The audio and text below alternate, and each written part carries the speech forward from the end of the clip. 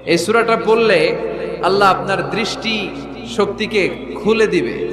আপনার চোখের সামনে কোনো পর্দা থাকলে পর্দাটা সরে যাবে। আপনি আল্লাহর মাহাত্ম্য বুঝতে পারবেন, আপনি আল্লাহরে চিনতে পারবেন, আপনি আল্লাহর অস্তিত্ব টের পাবেন। সুবহানাল্লাহ পড়েন।